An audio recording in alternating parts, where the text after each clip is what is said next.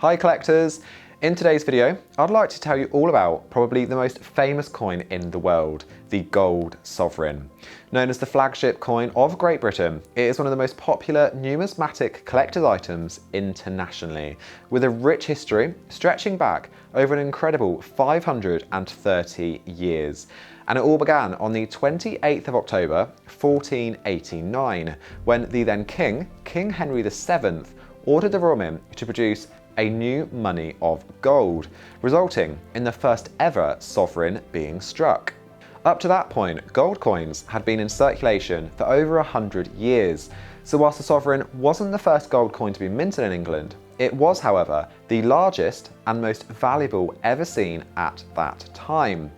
As you can see on the obverse, it features a portrait of Henry VII on his throne, wearing his coronation gown, which is actually where the name sovereign came from, whilst the royal arms featured on the reverse with a magnificent double rose to symbolise the union of York and Lancaster after the War of the Roses. But at this point in history, minting machinery was non-existent, meaning that each coin was struck by hand, giving every single sovereign issued a slightly unique and interesting look.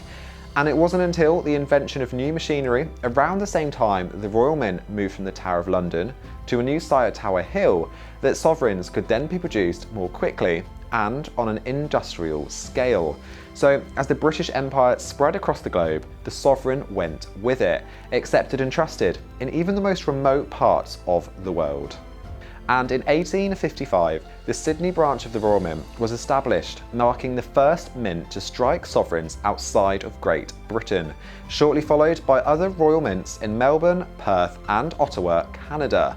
However, in 1917, under pressure of the war effort, the Royal Mint stopped production of the gold sovereign, replacing it with paper currency for everyday circulation, which effectively marked the end of the sovereign as circulating currency. But the tale, as you know, didn't end there. As in 1957, in response to demand from collectors, the Royal Mint began issuing sovereigns again. But it wasn't just any sovereign, they minted a numismatic first. You see, it was the first sovereign to be produced during Queen Elizabeth II's reign. Now, as you know, numismatic firsts are always popular with collectors, and the first sovereign of the Queen's reign is certainly no different. But get this. Despite the fact that this 1957 gold sovereign was the first sovereign issued for a quarter of a century, it had a surprisingly low mintage of less than a quarter of the 1958 sovereign.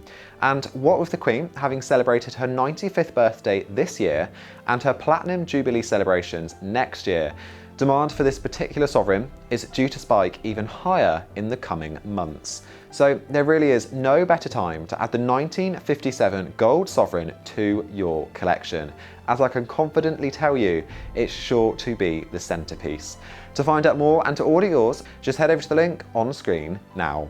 And don't forget, if you enjoyed this video and you'd like to stay up to date with all things coin collecting, be sure to subscribe to our channel and hit that bell on YouTube, or give us a like and follow if you're watching on socials. Thanks for watching, and I'll see you all next time.